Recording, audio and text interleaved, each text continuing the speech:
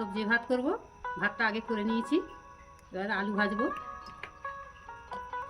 কড়াই তেল দিলাম, এবার আলু ভাজছি।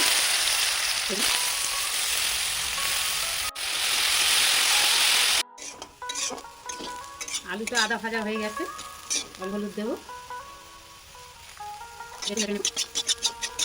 আলুই আগে নুন মাখিয়ে রেখেছিলাম, এটা বলতে আগে ভুলে গেছি।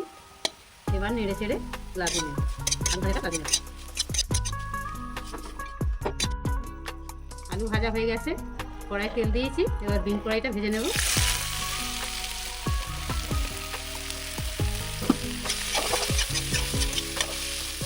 বিন কড়াই ভাজা হয়ে গেছে, এবার মটর কড়াইটা দেবো এক সাইডে, দিয়ে এটাও নেড়ে চেড়ে ভেজে নেব। একটু হলুদ দেবো অল্প করে, দিয়ে নেড়ে চেড়ে নেব। পরিমাণ মতো নুন দেবো। ভাজা হয়ে গেছে, এবার নেড়ে চেড়ে লাগিয়ে নেব। তেল দেবো, দিয়ে গাজরটা ভেজে নেব। গাজর ভাজা হয়ে গেছে, এবার নেড়ে চেড়ে লাগিয়ে নেব।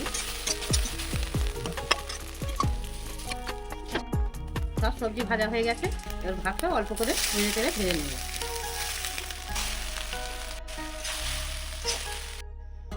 কড়াই তেল দিলাম, দিয়ে এবার সবজিগুলো সব ঢেলে দেবো। সবজিগুলো ভাতগুলো ঢেলে দিলাম, দিয়ে নেড়ে চেড়ে নেব। সবজি ভাত হয়ে গেছে, একটু নেড়ে চেড়ে এবার লাগিয়ে নেব।